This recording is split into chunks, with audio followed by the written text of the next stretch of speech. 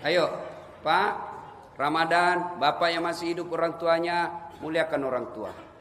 Berapa? Kadang ada yang tanya, Ustadz, saya ngojek, hilang saya punya motor. Buka usaha, bangkrut. Rumah tangga, ribut mulu. Apa itu sebabnya? Saya tanya, gimana kelakuanmu sama orang tuamu? Oh itu dia Ustadz, itu jangan usah banyak cerita. Itu sebabnya. Kalau bapak sudah 30 tahun merantau ke Jakarta, tidak bisa beli rumah, koreksi kelakuanmu sama orang tuamu. Tidak mungkinlah Allah sengsarakan hidupnya orang yang mengurus orang tuanya dengan baik. Bisa jadi bapak sengsarakan orang tua sehingga hidup jadi sengsara. Apa susahnya Allah kasih mobil? Apa susahnya Allah kasih pangkat? Apa susahnya Allah kasih kesehatan? Yang penting muliakan, bahagiakan orang tuamu. Kita lebih bahagiakan pejabat daripada orang tua kita. Kita lebih muliakan pengusaha yang ada menjadi pimpinan kita daripada ibu. Mana contohnya? Coba lihat. Bapak ditelepon sama manajer bapak. Tiba-tiba waktu yang bersamaan masuk teleponnya ibu kita. Apa jawaban kita biasanya? Mak, ya baik, masih baik kalau diangkat. Biasa tidak diangkat. Kalaupun diangkat apa jawabannya? Mak, sebentar ya, saya telepon balik. Ini bos saya lagi telepon. Gimana hidupmu? Kan baik. Mestinya, mohon maaf bos, layanan satu ada telepon ibu saya. Sudah lama saya tidak berhubungan bicara. Sebentar saya telepon balik bos, 5 menit saja. Itu yang betul. Ini bapak takut betul sama bosnya. Menyukai perasaan. Beli rumah, minta izin sama orang tua. Bukan kita minta duitnya, minta ridanya. Mak, saya mau beli rumah, mak. Menurut mama bagaimana? Itu orang tua minta pendapat. Apa jawabannya? Kamu kan sudah cerdas. Sudah tinggi sekolahmu. Apalagi saya nak. Saya ini orang tidak tahu apa-apa. Tapi apa dalam hatinya? Alhamdulillah. Anak saya masih membutuhkan saya. Ya, dia senang. Akhirnya apa? Beli rumah diberkahi Allah. Meskipun kecil tapi bahagia orang dalam. Beli rumah besar, tidak minta ridha orang tua. Tiba-tiba datang orang tuanya, dia bilang, mak saya baru beli rumah. Apa perasaan orang tua kita? Wih, anak saya kasihan. Dia sudah kaya, sudah banyak duitnya, tinggi sekolahnya. Tidak pernah ngomong-ngomong beli begini. Saya tidak niat menyakiti hati orang tua. Betul niatmu tidak menyakiti, tapi kelakuanmu menyakiti hati orang tua.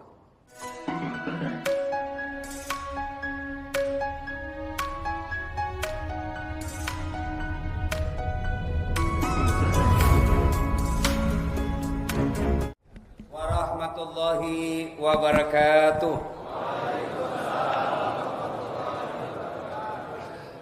Alhamdulillah.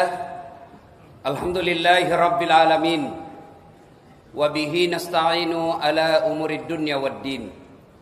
Ashhadu an la ilaha illallah. Wa ashhadu anna muhammadan abduhu wa rasuluh. Allahumma salli ala sayyidina Muhammad wa ala alihi wa sahbihi ajma'in. Amma ba'd. Faqad qala Allah subhanahu wa ta'ala fi kitabil karim wa huwa asdaqul qailin. A'udzu billahi minasyaitonir rajim. Bismillahirrahmanirrahim. Ya ayyuhalladzina amanu taqullaha haqqa tuqatih wa la tamutunna illa wa antum muslimun.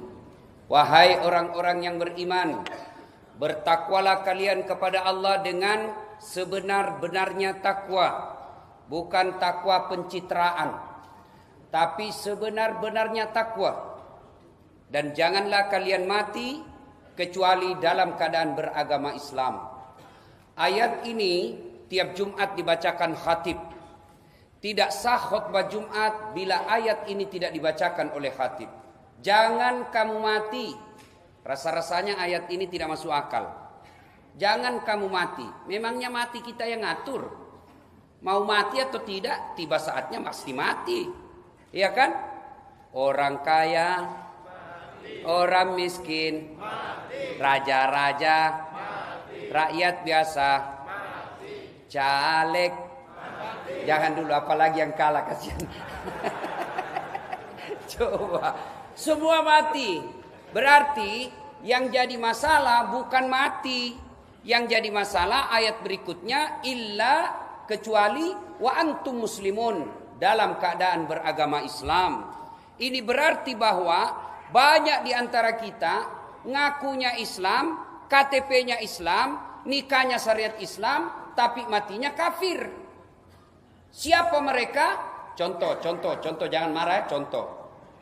Anak sekolah, SMP, buru-buru dia pergi sekolah. Tiba-tiba melanggar rambu lalu lintas. Kejar sama polisi. Kau melanggar. Kenapa kau langgar? Kau tidak lihat rambu-rambu? Saya lihat, Pak. Kenapa kau langgar? Saya tidak lihat, Bapak. Nah ini pengadilan 220.000 ini. Pak Erko, tidak ada uangku, Pak. Kau sudah tidak ada uangmu, melanggar lagi. Sudah, berapa uang situ? 50.000, Pak. Sudah, mari tuh. Saya beli bensin apa, Pak? Sudah, aku ambil 10.000, mari 40.000. Ini bukan polisi Indonesia, ini polisi India. Polisi India, bos. Kalau polisi Indonesia baik, Pak. Pun kalau ada minta-minta uang di jalan, polisi India. Jangan musuhi polisi. Bapak kira enak kalau tidak ada polisi. Rumah dirampok, istri dibunuh, anak diperkosa. Tiba-tiba bapak datang ke polsek. Tolong Pak Polisi, cari pelakunya, tegakkan hukum. Apa dia bilang Pak Polisi? Mohon maaf, baru saja polsek bubar. Kacau kan kalau tidak ada polisi. Pun kalau ada yang jahat, itu polisi India, bukan polisi Indonesia. Tahu polisi India? Nanti habis itu film baru dia datang.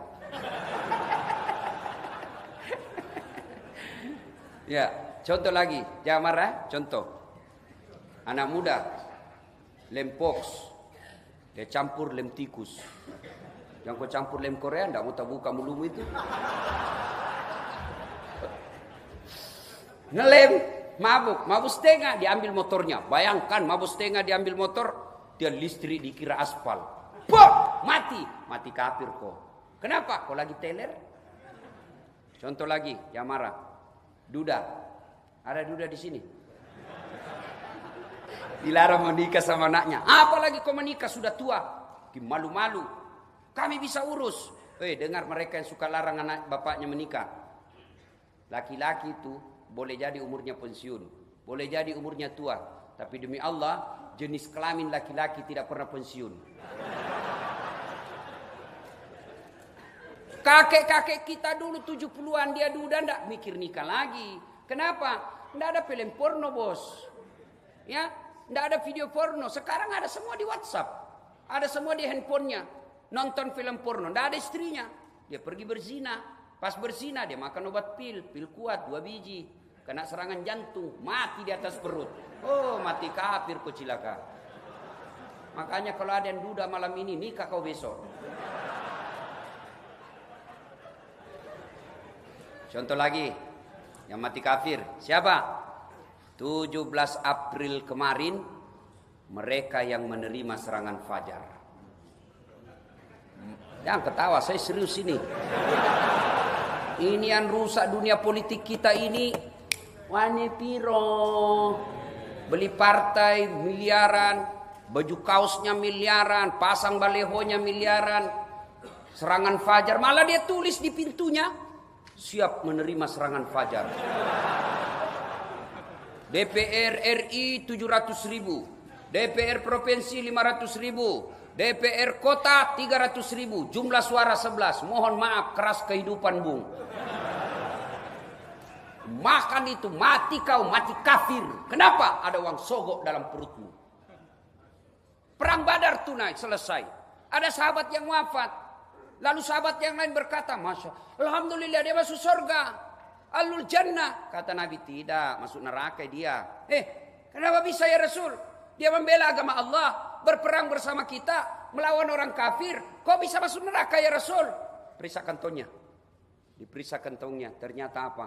Ada barang baitul mal yang diambil secara tidak sah. Ini baru di kantongnya, bos, belum dia makan. Gimana bapak yang terima duit 100.000 makan itu uang haram? Itu baru 100.000. Bagaimana yang ngambil APBN 1 miliar? Mati kok cilaka. Allah sayang kita ini orang Islam. Tidak ada umat yang disayang Allah seperti sayangnya Allah kepada umat Islam. Bagaimana wujud sayangnya Allah? Orang Islam, kau terpelihara dari barang haram. Jangan kau makan barang haram. Maka Allah hadirkan Ramadan. 1 bulan kalian tidak makan barang haram. Mana ada umat dikasih puasa 1 bulan? Hanya umatnya Rasulullah. Kenapa? Karena Allah tidak mau kalian makan barang haram. Ramadan, Pak. Jangankan yang haram, halal saja mampu kita tahan. Saya ulang. Jangankan yang haram, halal saja mampu kita tahan. Contoh, air putih halal atau haram? Halal atau haram? Jam 12 siang Ramadan? Oh, offside kok bos. Bilang mahasiswaku, bagaimana kalau kumur-kumur Ustaz? Batal. Orang wudhu kumur-kumur, batal. Kenapa bisa? Saya lihat 3 kali kok kasih masuk, 1 yang keluar. Coba tuh, luar biasa. Bapak-bapak, istri di rumah halal atau haram? Istri di rumah halal atau haram? Halal. Jam 12 siang? Oh, offside kok bos. Langsung kartu merah keluar lapangan. Coba, istri, ada yang tanya, bagaimana kalau malam Ustaz? Haram. Kenapa bisa? Pacar, tidak boleh. Biar malam siang tetap haram. Ada anak muda bilang, bagaimana kalau mimpi basah Ustaz? Siang hari. Ini biasa anak-anak kacuping orang di Makassar bilang. Yang anak SMP, SMA, anak kuliah, dikasih bonus lah mimpi basah. Atau ada juga di sini pensiun mimpi basah. Tapi kasihan sekarang pensiun ditangkap, kasihan purnawirawan ya, kasihan orang Indonesia. Ustaz, mimpi basah bagaimana hukumnya? Sah. Sah. Yang penting kau bangun langsung mandi. Sah puasamu. Yang penting mimpi. Kalau kau kreatif sendiri batal.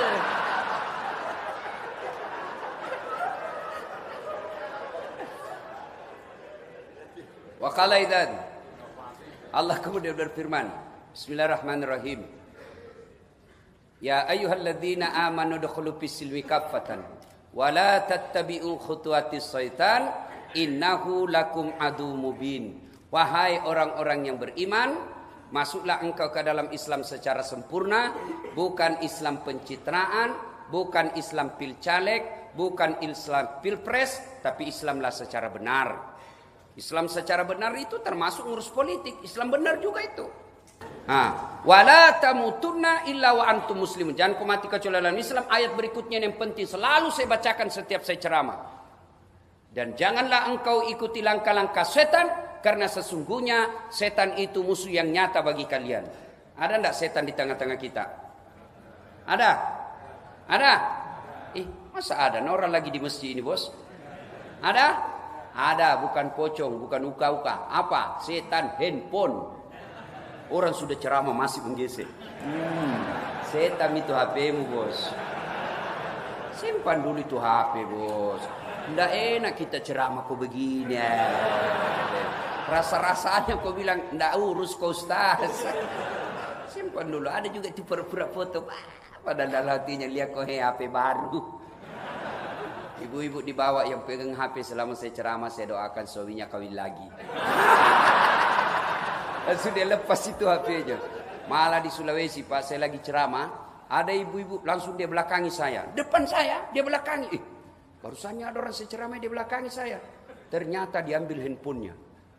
Selfie. Baru dia tulis latar belakang Dasat Latif. Saya dijadikan background. Langsung saya bilang, kok kira saya pot bunga? Selesai itu langsung dia bilang, Ustaz, selfie, ini paling saya tidak suka. Kita capek, keringatan, kok suruh kita senyum. Selfie dulu Ustaz. Sudahlah, saya takut dia tersinggung. Selfie bu, rame-rame. Kira-kira umurnya 55 tahun. Selesai selfie langsung dia bilang, Ustaz, boleh cium? Apa boleh cium? Haram. Nggak nafsu Ustaz, biar nggak nafsu. Mau kau kasih mengamu istriku di rumah? Coba kau masih muda.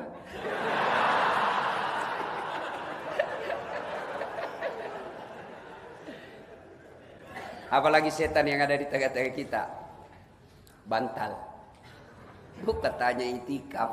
Bawa karpet, bawa bantal. Pingin aku itu pindah tempat tidur bos. Bos, ini itikaf sekali setahun bos. 27 Ramadan, biar kau nangis-nangis besok ndak ada lagi. Ini hanya sekali setahun. Allah kasih kau tidur selain ini, tidur mako. Terserah, biar kalian mau. Kalau sudah lewat masamu, hilang. Maka jangan sia-siakan waktu ini. Jumhur ulama mayoritas ulama berpendapat jatuhnya Lailatul Qadar malam 27 Ramadan. Inilah malamnya. Biar kalian soleh, biar kalian alim, biar kalian kuat puasa, biar kalian kuat tadarus, tapi habis kau punya jatah hidup, hilang waktumu. Kurang apa guru kita Arifin Ilham? Cerdas, istiqamah membela umat Islam, tidak pernah lalai dalam memperjuangkan hak-hak Islam. Sudah jatah hidup habis, tidak ada lagi di tengah-tengah kita. Allah masih pinjamkan umur, manfaatkan bos. Berdoa kau di malam ini, minta apa yang kamu mau. Adik-adik minta, saya susah cari lapangan kerja, maka kau mintalah malam ini. Saya susah cari jodoh, maka mintalah malam ini. Ya, minta, inilah tugas kita. Datang malam ini, insya Allah. Berdoa sebaik-baiknya, supaya Allah cepat kabulkan doa. Ada rahasianya.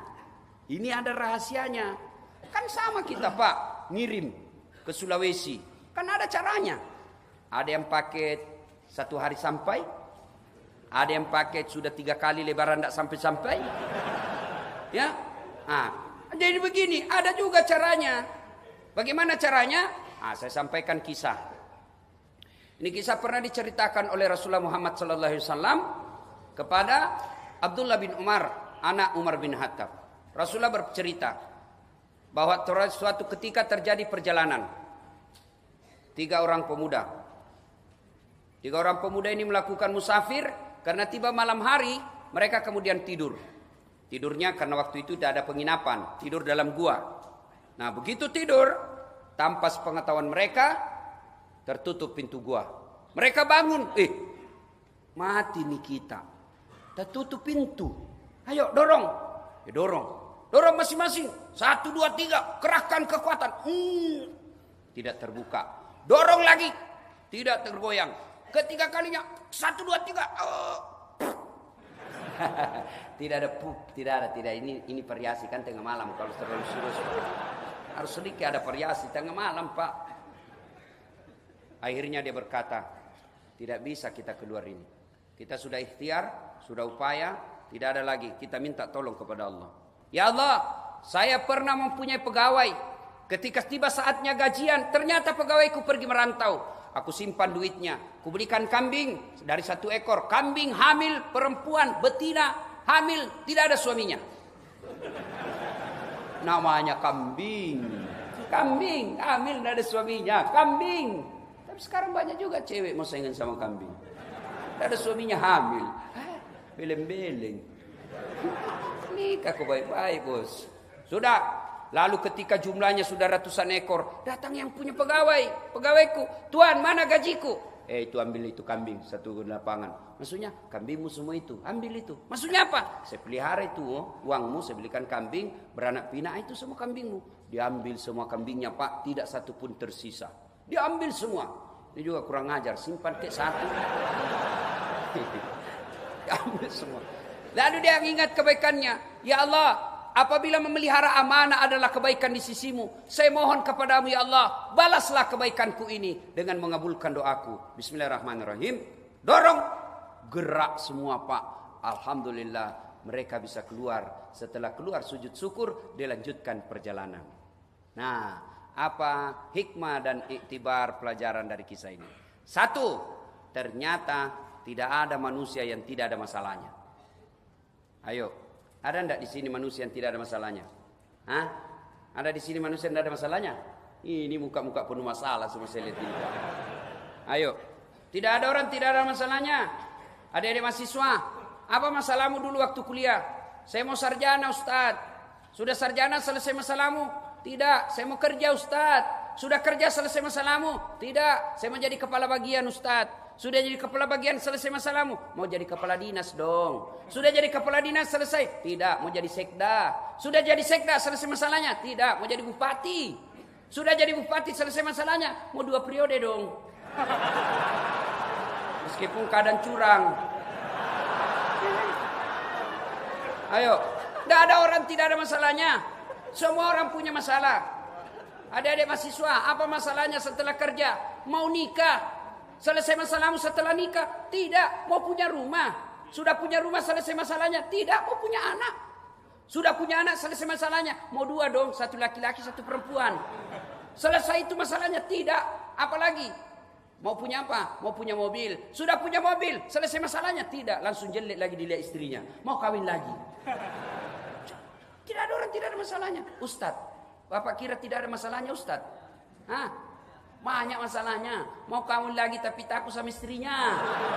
Bukan saya ya, bukan saya. Saya berani. Ini muka-muka takut sama istri saya. Tidak ada orang tidak ada masalahnya. Apakah gara-gara dosa orang punya masalah? Apa gara-gara amal tidak ada masalah? Kalau gara-gara dosa tidak ada masalah, maka demi Allah, mestinya Rasulullah, manusia mulia, manusia suci, mestinya tidak ada masalahnya. Apa Nabi tidak ada masalah? 6 bulan dalam kandungan sudah wafat bapaknya. Keluar dari kandungan lahir, baru 3 hari sudah diambil ibu susunya. Keluar dari ibu susunya 4 tahun, usia 6 tahun, diambil ibunya, pergi ziarah kubur di desa bernama Afwa, wafat ibunya beliau. Diambil oleh kakeknya, Abdul Muttalib, 8 tahun, meninggal lagi kakeknya. Pindah lagi ke pamannya, Abu Thalib, usia 10 tahun, mulai perang. Perangnya bukan perang agama, tapi perang antar suku waktu itu. Usia 12 tahun, beliau sudah berdagang. Dagangnya bukan antar pasar Tanah Abang ke Ciledug. Tapi apa? Dari Mekah ke Syam, Syria, tidak pakai pesawat. Jalan kaki diimbangi dengan naik onta. Masalah demi masalah beliau lalui. Bahkan ketika selesai menikah, selesai masalahnya, muncul masalah baru. Anak-anak beliau masih belita, masih bayi, meninggal dilihat oleh mata kepala sendiri. Usia 40 tahun, puncak penderitaan makin tinggi. Dihina, dimaki, bahkan puncaknya diusir dari tanah kelahirannya. Siapa yang usir? Bukan orang lain. Siapa? Pamannya sendiri, Abu Lahab. Sampai di Madinah, selesai masalahnya. Makin banyak masalah. Perang demi perang dilalui. Berarti masalah itu bukan masalah kita. Masalah pasti ada dalam hidup ini. Masalah kita adalah bagaimana mengatasi masalah. Mengatasi masalah tanpa masalah. Orang Jakarta tahu juga Pegadaian, Pak. Biasanya ini kalau lebaran ibu-ibu ini kursus semua jasanya di Pegadaian.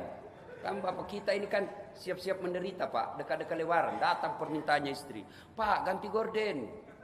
Pak, ganti spray. Pak, ganti tempat tidur. Pak, ganti tempat. Sekalian. Iyo, saya ganti kok sekalian. Itu jawaban paling tepat, Pak. Kalau banyak ibu-ibu minta ganti-ganti, bilang, ya sekalian saya ganti kau. Nah, ibu bapak, saudara-saudara sekalian. Begitu ada masalah, belajar dari kisah tadi, jangan hindari masalah itu. Belajar dari kisah tadi.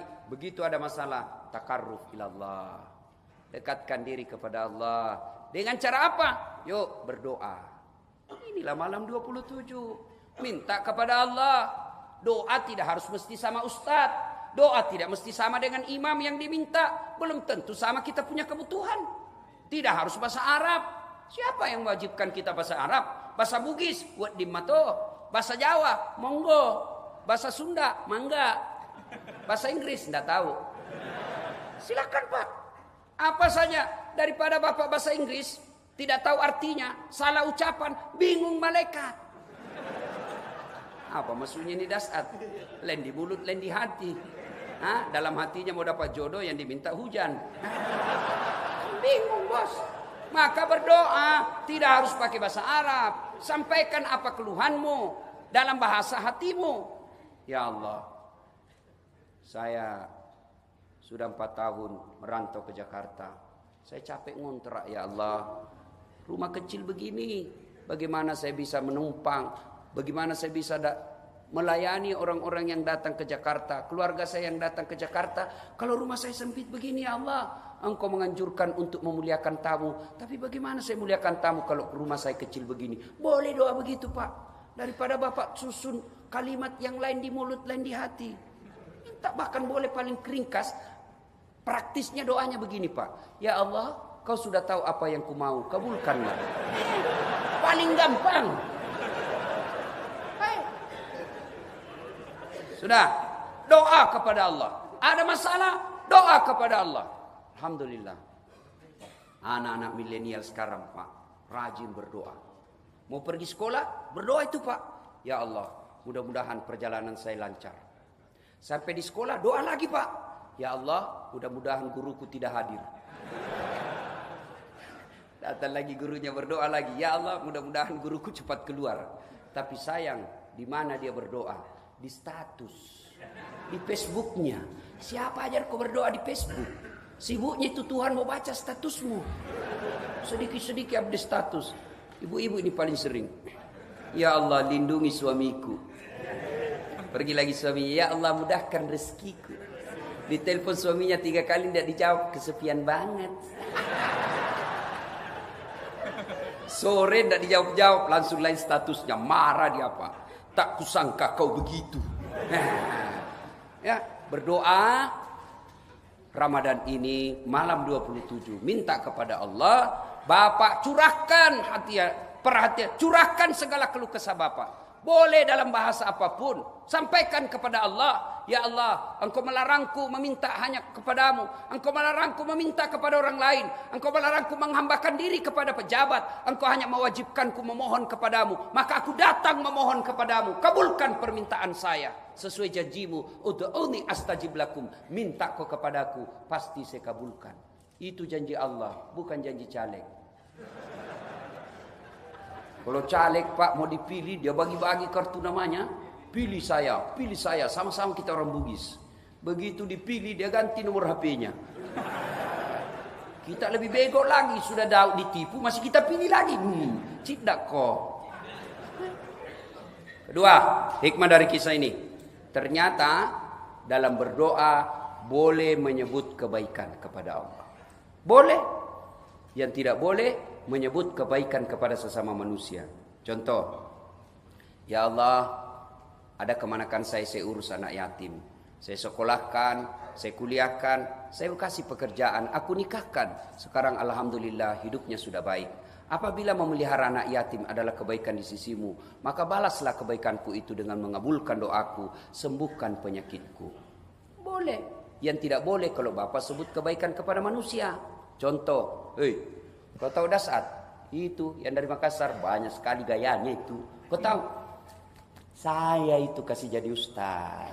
Kalau bukan dia, kalau bukan saya, ndak ada papanya itu anak. Ini. Itu dosa, bos. Jangan. Kalau menyebut kebaikan kepada manusia, tidak boleh. Kepada Allah, boleh. Yang ketiga, hikmah dari kisah ini. 3 kebaikan yang membuat doa mustajab. Apa itu?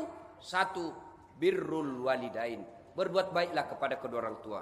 Adik-adik sekalian, kalian mau sukses dunia, muliakan saja orang tuamu. Tidak ada jaminan kau pintar bahasa Inggris, hidupmu baik. Tidak ada jaminan kau pandai bahasa ini dan segalanya, kau hidupmu baik. Tapi kalau kau muliakan orang tuamu, jaminannya Al-Quran.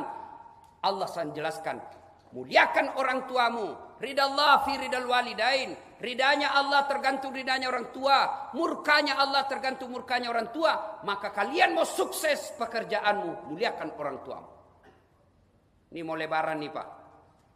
Kalau Bapak masih ada rezeki, ada waktu pulang kampung, coba lihat bagaimana gembiranya orang tua kita di kampung. Dia tahu anaknya mau datang, dia bikin makanan paling enak untuk anaknya. Bahkan dia bilang sama istrinya, bapak kita kadangkala, ibu kita ngomong, mau dia makan suaminya. Jangan, anakmu belum datang. Ini masak untuk anakmu ini, bukan untuk kamu. Itu ibu kita. Coba, lalu kita apa mau pulang? Langsung, tiket mahal Ustaz. Siapa suruh kau pilih?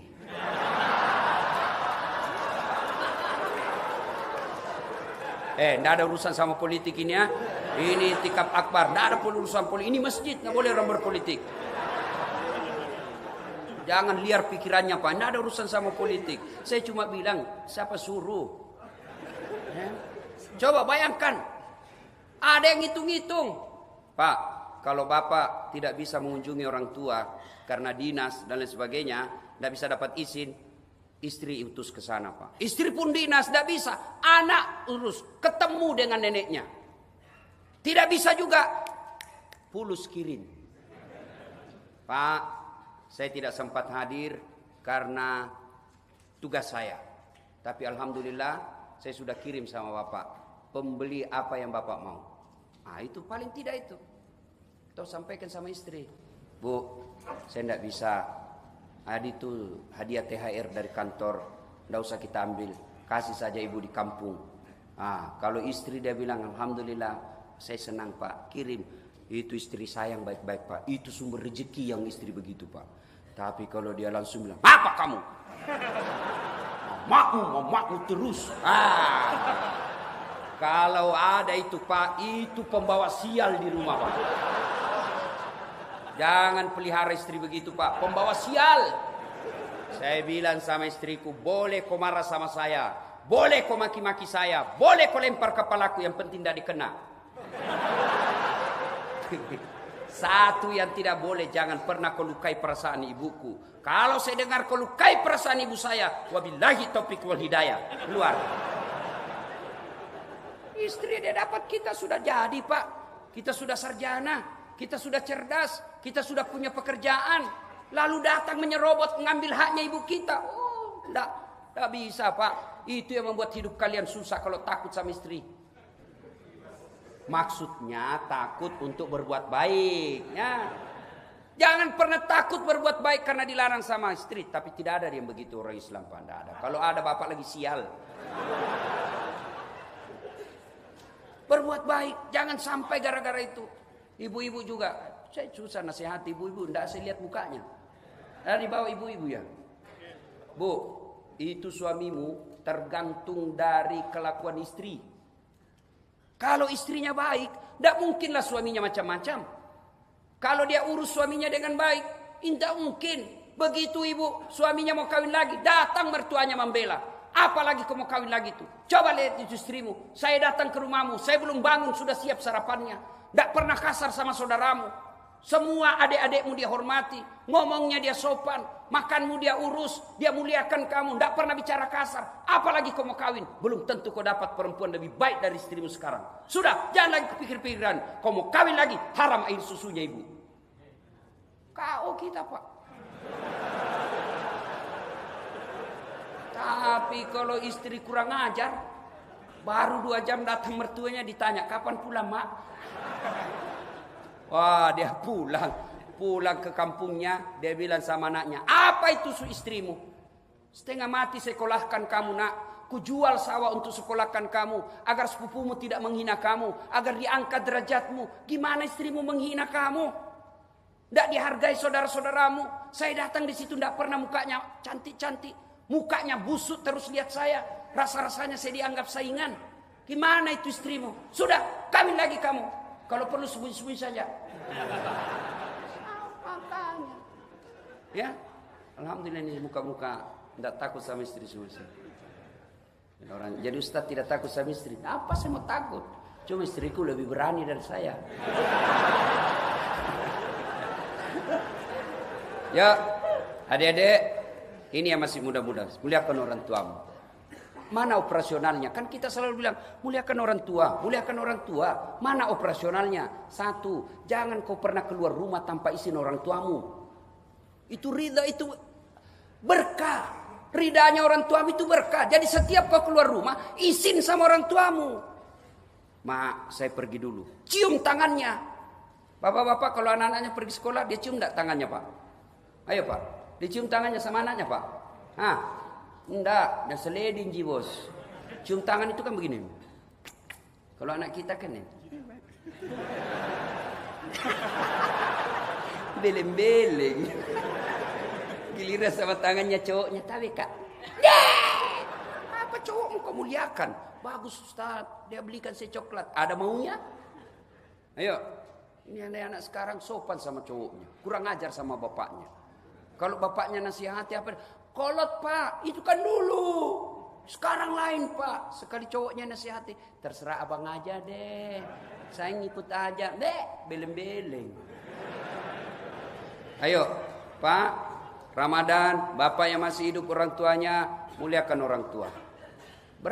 Kadang ada yang tanya, Ustaz, saya ngojek, hilang saya punya motor. Buka usaha, bangkrut. Rumah tangga, ribut mulu. Apa itu sebabnya? Saya tanya, gimana kelakuanmu sama orang tuamu? Oh itu dia Ustaz. Itu jangan usah banyak cerita. Itu sebabnya. Kalau bapak sudah 30 tahun merantau ke Jakarta, anda bisa beli rumah, koreksi kelakuanmu sama orang tuamu. Tidak mungkinlah Allah sengsarakan hidupnya orang yang mengurus orang tuanya dengan baik. Bisa jadi bapak sengsarakan orang tua sehingga hidup jadi bak sengsara. Apa susahnya Allah kasih mobil?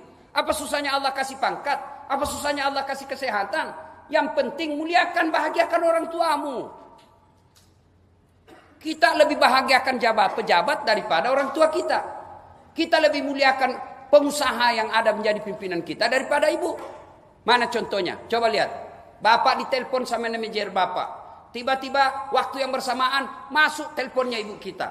Apa jawaban kita biasanya? Mak, ya baik, masih baik kalau diangkat. Biasa tidak diangkat. Kalaupun diangkat apa jawabannya? Mak, sebentar ya, saya telepon balik. Ini bos saya lagi nelpon. Gimana hidupmu? Kan baik. Mestinya. Mohon maaf bos. Layanan satu ada telepon ibu saya. Sudah lama saya tidak berhubungan bicara. Sebentar saya telepon balik bos. 5 menit saja. Itu yang betul. Ini bapak takut betul sama bosnya. Melukai perasaan. Beli rumah. Minta izin sama orang tua. Bukan kita minta duitnya. Minta ridanya. Mak, saya mau beli rumah mak. Menurut mama bagaimana? Itu orang tua minta pendapat. Apa jawabannya? Kamu kan sudah cerdas, sudah tinggi sekolahmu. Apalagi saya nak. Saya ini orang tidak tahu apa-apa. Tapi apa dalam hatinya? Alhamdulillah, anak saya masih membutuhkan saya. Ya, dia senang. Akhirnya apa? Beli rumah diberkahi Allah. Meskipun kecil tapi bahagia orang dalam. Beli rumah besar, tidak minta ridha orang tua. Tiba-tiba datang orang tuanya, dia bilang, mak saya baru beli rumah. Apa perasaan orang tua kita? Wih, anak saya kasihan. Dia sudah kaya, sudah banyak duitnya, tinggi sekolahnya. Tidak pernah ngomong-ngomong beli begini. Saya tidak niat menyakiti hati orang tua. Betul niatmu tidak menyakiti, tapi kelakuanmu menyakiti hati orang tua. Niat, kelakuan harus sama-sama baik. Lihatkan orang tua. Ustaz, bagaimana sudah meninggal orang tua saya? Bagi mereka yang sudah meninggal orang tuanya, bersedekahlah atas nama orang tua, mendoakannya dan mengunjungi karib kerabatnya. Karena waktu yang terbatas, satu, doa cepat diijabah Allah, muliakan orang tua. Yang kedua, hindari maksiat.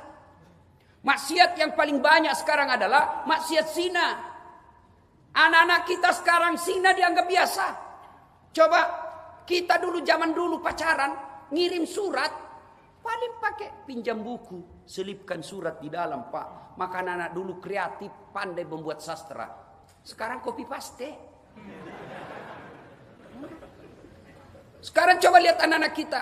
Apa yang rusak anak-anak kita sekarang pak? Video call, handphone. Bapak pikir anaknya diselamatkan dengan baik. Belikan kamar, masing-masing punya kamar. Satu kamar, satu anak. Itu yang rusak anak kita. Tidak punya kepekaan sosial. Saudara tidak pernah ketemu. Video call malam-malam. Dibodoh-bodohilah sama cowoknya. Kau pakai headset ya, supaya tidak dengar sama bapakmu. Oke, ya. Ya, sudah mulai ya. Coba lihat bibirmu sayang. Kelar lidahmu. Tiap malam dia lakukan. Malam minggu dia ketemuan. Akhirnya dia praktek secara langsung. Sekarang na'udzubillah min zalik. Bukan cuma anak-anak. Bapak-bapak juga banyak yang selingkuh. Poligami dianggap aib. Poligami dianggap bertentangan dengan kita. Itulah sesenangnya Soekarno pak. Presiden tapi tidak pernah malu berpoligami. Sekarang pejabat kita dianggap poligami. Tabu, poligami aib. Tapi dia selingkuh kiri kanan. Soekarno terang-terangan pak. Ini saya harap bapak ini menjadi Soekarno-Soekarno.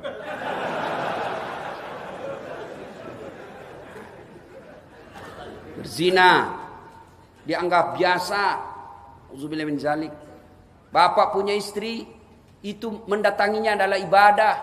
Bapak tertarik dengan perempuan di jalan, kata Nabi, kalau kau tertarik dengan wanita di jalan, segeralah kau pulang ke rumahmu. Karena apa yang dimiliki wanita di jalan sama persis yang ada di rumahmu. Tidak percaya, periksa baik-baik. Yang ketawa anak muda, ini urusan orang tua. Itu Rasulullah pak. Masya Allah. Berapa istri Rasul pak? 11. Dari 11 istri Nabi, tidak ada satupun yang mengatakan saya menyesal menikah sama Muhammad. 11. Bapak cuma 1. Menderita lahir batin. Kenapa? Rasulullah itu Pak manusia romantis. Tahu romantisnya Rasulullah? Beliau mandi junub bersama dengan istri. Mandi junub dengan istri. Saya juga dulu Pak waktu pengantin baru mandi junub sama istri saya Pak. Sayang ya dulu. Sekali sudah ada anak saya dia bilang, "Ustaz mandi." Geli. Rasulullah sampai usia senja. Apalagi, Masya Allah, Rasulullah kalau minum, misal, Bismillahirrahmanirrahim. 1 teguk dia kasih lagi istrinya. Minum lagi. Kasih lagi istrinya. Hebatnya lagi, bekas minumnya istri, itu yang diminum oleh Rasulullah. Coba Bapak, minum bekas bibirnya istri. Busuk betul mulutmu.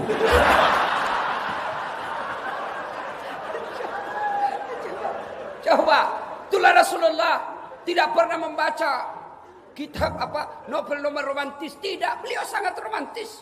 Beliau keluar dari kamar sudah rapi rambutnya. 11 istri beliau tidak pernah dipanggil namanya, semua dipanggil dengan kasih sayang. Khadijah beliau panggil Ummul Mukminin. Aisyah beliau panggil ya Khumaira, yang kemerah-merahan pipinya. Kenapa? Karena memang Siti Aisyah merah di 5 pipinya. Bolehlah amalkan itu besok Pak. Hasil saya dapat Lailatul Qadar malam 27 Ramadan. Mulai besok aku menyayangimu sayang. Assalamualaikum adindaku yang termancung hidungnya di lorong 3. Dia bilang, tidak mancung hidungnya Ustaz. Giginya dilihat, dia bilang justru giginya mancung. Cari yang bagus. Kalau alisnya ketebal, jangan terlalu jujur. Mentang-mentang istrinya hitam.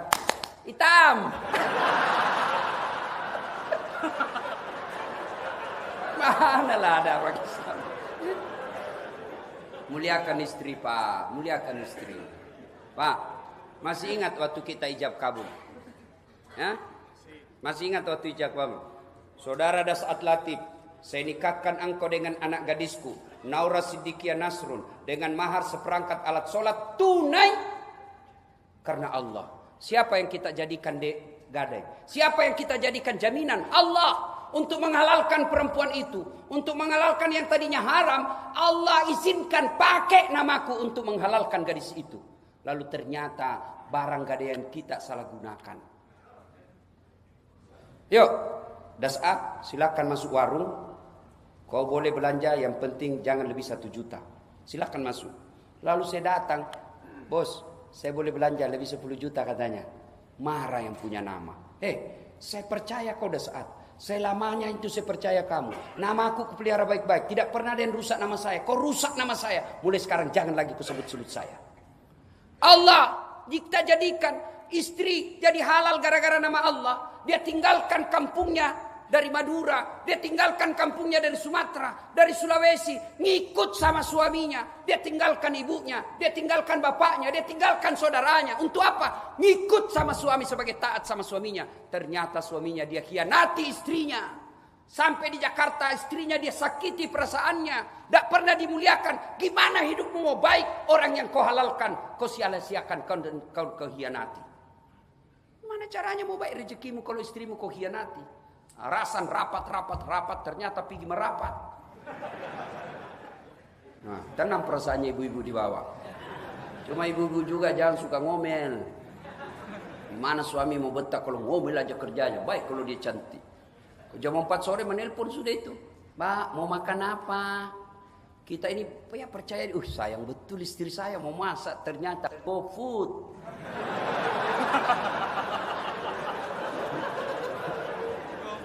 Ayo, saya tanya ibu-ibu di Makassar.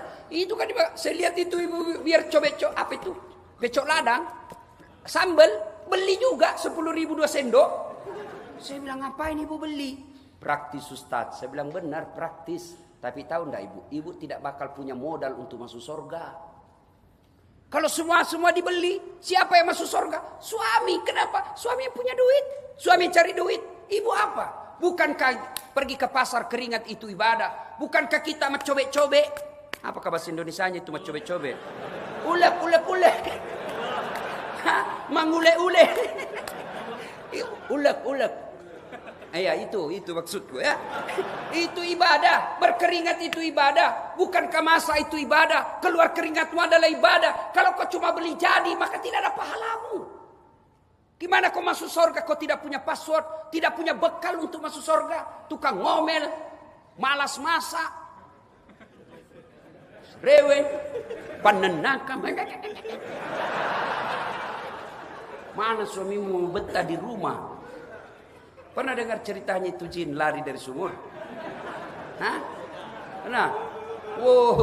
Adalah bertanya sama saya, Ustaz, kenapa itu istriku suka, suamiku tidak betah di rumah? Saya takut dia tersinggung. Ku ceritakanlah. Bu, ada orang suami istri suka sekali ngomel istrinya. Akhirnya suaminya berpikir bagaimana caranya supaya berhenti ngomel. Wah, dia belikan perhiasan. Sudah dibelikan perhiasan, senang ini ibu. Padahal suaminya di mana sih bawa? Oh, dia ingat. Oh, di kampungnya ada sumur tua, usianya 400 tahun, dalamnya 17 meter. Dia lihat sama suami, Dek, kau lihat itu sumur, ada airnya enggak? Lihat. Ada Kak, tapi sedikit aja, enggak dalam ini. Wah, enggak mati berarti dia enggak dalam ini. Begitu dekat sumur, dia dorong istrinya masuk, sak, jatuh, ngomel kau di situ. Saya enggak dengar juga. 1 jam kemudian tiba-tiba dari dalam sumur ada makhluk keluar hitam tinggi besar. Sak. Kaget suaminya. Hei, siapa kamu? Saya jin penunggu sumur ini. Sudah 400 tahun saya di dalam. Ada perempuan di dalam ngomel aja kerjanya.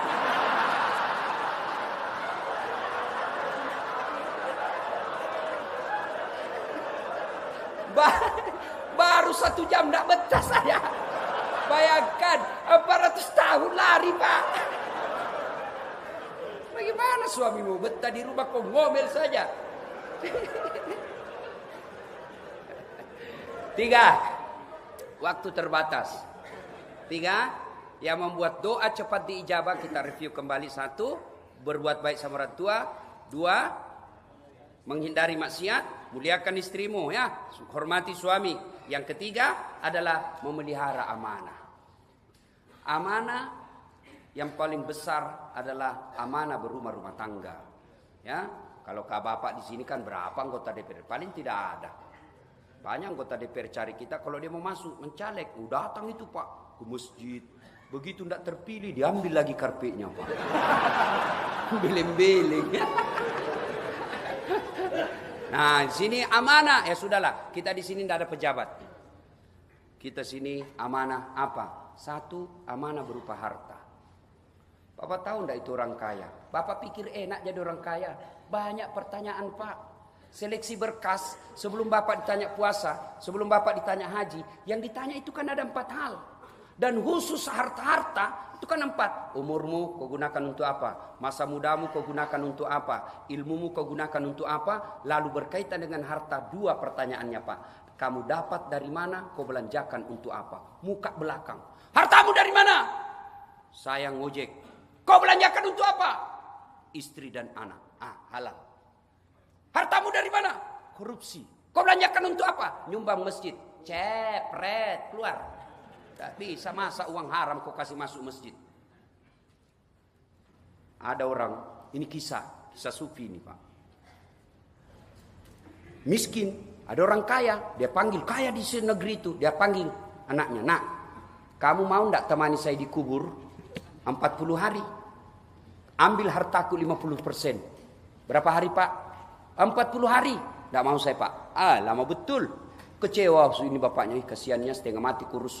Tidak mau dia temani saya 40 hari. Dia panggil istrinya. Bu, kamu. Tidak mau. Anakmu saja tidak mau. Apalagi saya. Dia panggil adiknya. Kau. Anak istrimu saja tidak mau. Apalagi saya. Dia bikin lelang. Bikin pengumuman. Siapa yang mau menemani saya 40 hari di kubur. Ambil hartaku 50%. Sampai ke orang miskin. Miskin betul Pak. Apa kerjanya? Penambang kayu di hutan. 1 saja kekayaannya. Rumah tidak ada, mobil tidak ada. Apa? Kampak. Tiba saatnya meninggal ini orang, dia masuk ke dalam kubur sesuai perjanjian. Begitu datang malaikat penanya bagian kubur, dia dilihat. Dia bilang ini yang tukang kampak. Datang sudah. Ini sudah ini. Mati sudah. Tiba-tiba datang malaikat. Dia dilihat. Kenapa ada orang hidup ada di dalam sini? Kok ada apa di sini? Dia yang ditanya. Dipending orang jenazah ini. Kok ada kau di sini? Apa kau di sini?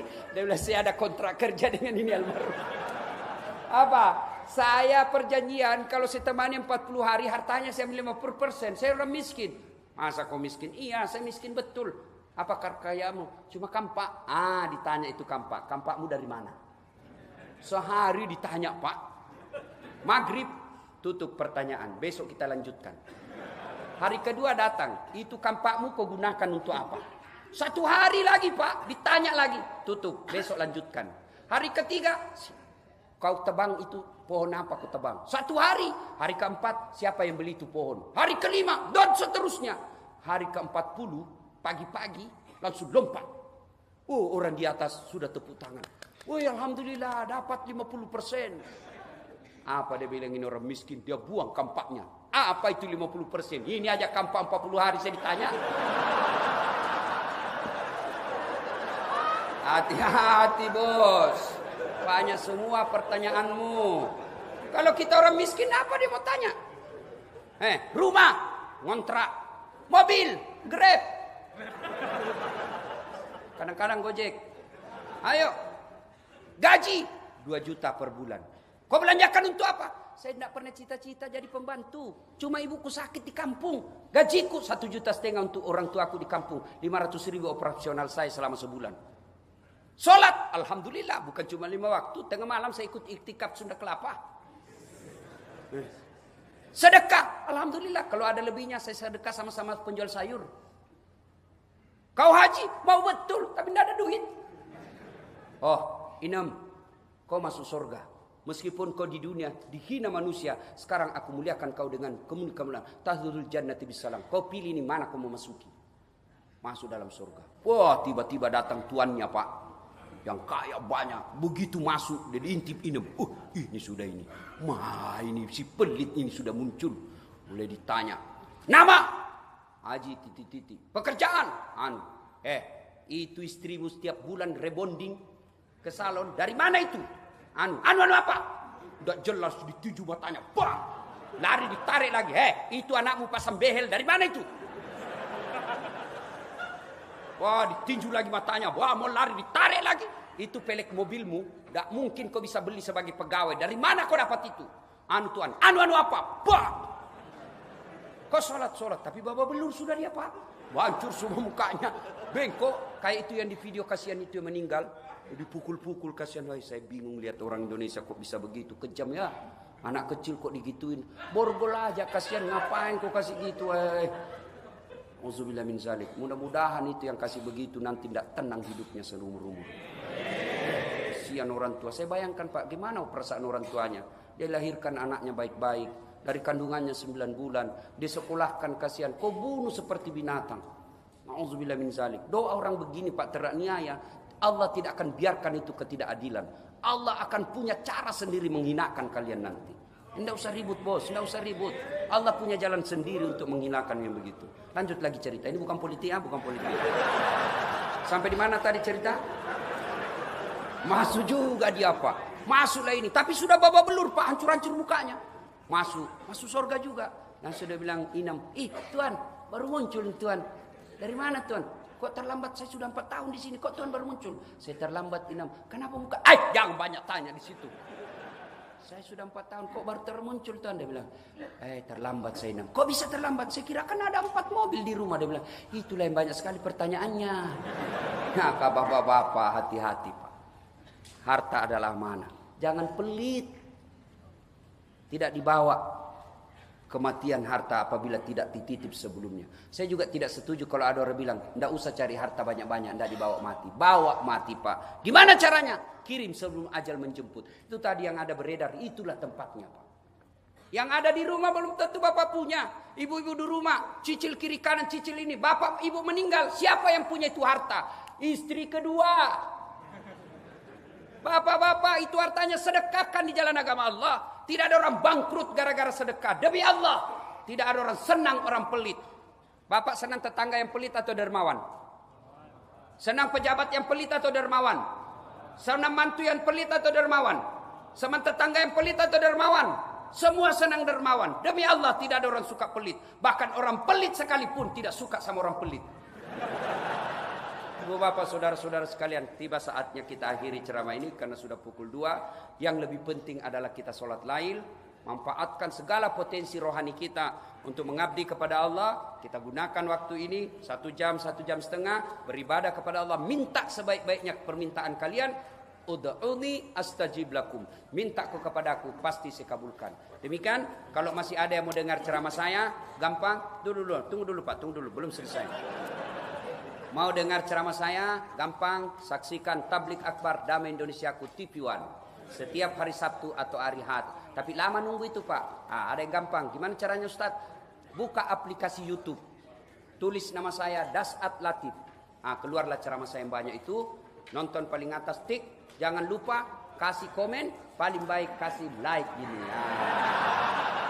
Jangan kau kasih begini bos, kau kasih begini, nah cari kau malaikat pencabut nyawa. Masa ceramah kau kasih begini ya? Atau simak juga ceramah saya itu cepat habis kalau di YouTube. Kau tanya cepat habis, maka saya sediakan namanya Cersi. Ceramah singkat, gimana caranya? Follow saya di Instagram 1212. Dasat Latif 1212. Demikian, selamat menunaikan ibadah. Semoga Bapak Ibu ibadah Ramadannya diterima di sisi Allah. Dan yang lebih penting, ibadah Ramadan itu mampu memperbaiki kita di tahun-tahun yang akan datang. Demikian, lebih dan kurangnya mohon dimaafkan. Non wal kalam ya misrun billahi fi sabilil haq. Assalamualaikum warahmatullahi wabarakatuh.